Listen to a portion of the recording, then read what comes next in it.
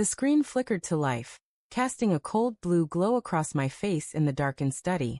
My heart thudded, a traitor's rhythm, as grainy footage from the living room filled the monitor. I hadn't meant to watch, hadn't meant to install the cameras at all, really. It was a paranoid whim, born in the sleepless haze after a string of late-night arguments with Elise. Her phone buzzing at odd hours. Her distracted glances. The way she'd started locking her laptop. I told myself it was for security, a precaution against break-ins, but the lie tasted sour even then. Now, as I sat hunched over my desk, the timestamp on the footage read 2:14 a.m., and Elise was not in bed beside me. She was downstairs on our couch, her silhouette curled against someone else. The air in the study felt thick, heavy with the scent of old books and stale coffee. My fingers trembled as I adjusted the volume, the faint hum of the footage crackling through the speakers. I shouldn't be doing this. I should storm downstairs, confront her, demand answers. But my body felt anchored, my eyes glued to the screen, where Elise's hand rested on a stranger's knee. The stranger's face was obscured, turned away from the camera hidden in the bookshelf, but the intimacy of their posture. Her head tilted toward his shoulder, his arm draped loosely around her, clawed at my chest. My breath hitched, sharp and ragged, as if the air had turned to glass. I'd installed the cameras 3 weeks ago, after Elise came home late from a work dinner, smelling faintly of whiskey and cologne. She'd laughed off my questions, her hazel eyes bright but evasive, and I'd let it go. Or tried to. The doubt had festered, a slow poison seeping into every quiet moment. I'd hidden the cameras in a frenzy of guilt and suspicion. One in the living room, tucked behind a photo frame. Another in the kitchen, nestled in the potted basil. A third in the hallway, disguised as a smoke detector. I told myself I'd check them once, just to ease my mind, then delete the footage. But I never told Elise. And now, here I was, watching my wife betray me in our own home. The footage shifted as Elise leaned closer to the stranger, her lips moving. I strained to hear, my pulse hammering in my ears. The audio was faint, her voice a soft murmur, but I caught fragments. Can't keep doing this, feels wrong. My stomach twisted. Wrong? Was it guilt she felt, or just the thrill of sneaking around? The stranger's voice was lower, a muffled rumble, and I couldn't make out his words. But his hand moved to her cheek, a gesture so tender it felt like a blade slicing through me. I wanted to scream, to smash the monitor, but my body refused to move. Instead, I leaned closer, as if the screen could explain why my marriage was unraveling. The past month replayed in my mind like a montage of warning signs I'd ignored. Elise's late nights at the office, her phone face down on the counter, the way she'd flinch when I touched her unexpectedly. I'd rationalized it all. Stress from her promotion, long hours, maybe even my own paranoia pushing her away.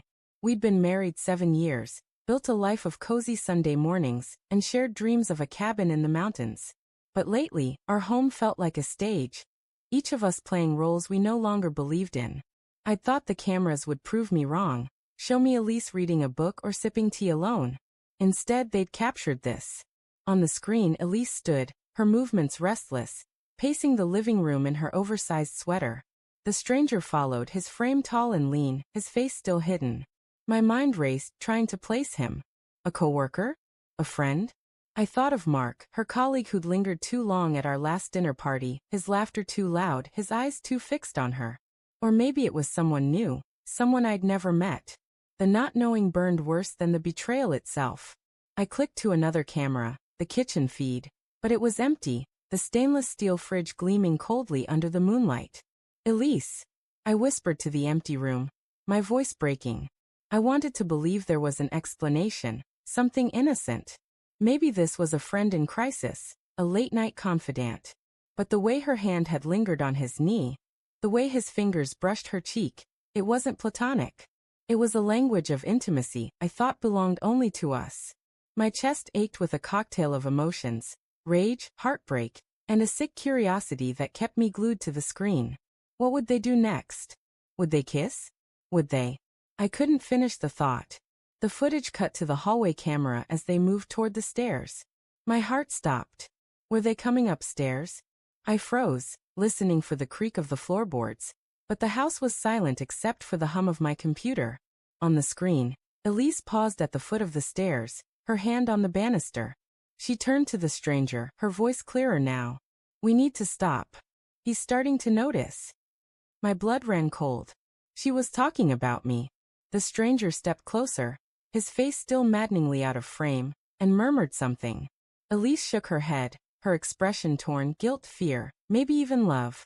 I can't, she said, her voice cracking. Not anymore. I wanted to feel vindicated, to let anger overtake the hurt, but all I felt was a hollow ache. She knew it was wrong. She felt guilt. But she hadn't stopped, not until now. And why? Because I was starting to notice? The realization hit like a punch. My suspicion had pushed her to this moment, but it hadn't started it. This had been going on long enough for her to build a secret life, one I'd been too blind, or too trusting, to see. The stranger reached for her, but she stepped back, her shoulders tense. Go, she said, her voice barely above a whisper. Please. He hesitated, then nodded, slipping out of frame toward the front door. The camera caught the soft click of the lock, and then he was gone. Elise stood alone, her hands covering her face, her body shaking. Was she crying? Relief? I couldn't tell. Part of me wanted to run to her, to hold her and demand answers. Another part wanted to stay hidden, to keep watching, to let the cameras reveal the rest of her secrets. I switched back to the living room feed, rewinding to study her face before the stranger arrived. She'd been alone, scrolling her phone, her expression unreadable. Had she been waiting for him? Planning this? The timestamp showed she'd been up for hours, long after I'd gone to bed. My mind spiraled, piecing together every late night, every vague excuse. How long had this been happening? How many lies had I swallowed?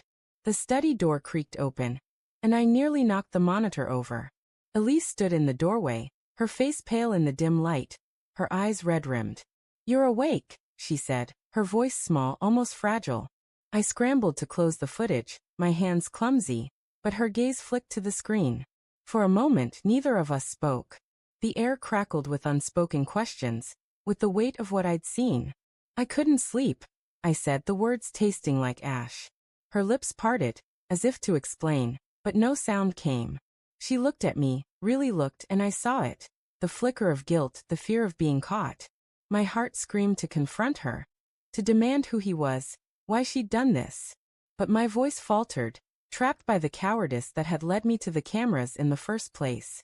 Instead, I turned back to the screen. The footage paused on her tear-streaked face from moments ago.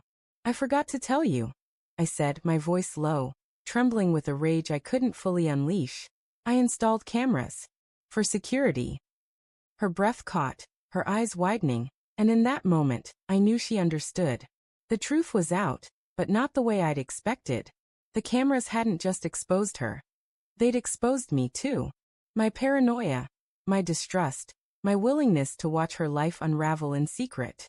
And as she stood there, frozen, I realized the betrayal wasn't just hers. It was ours.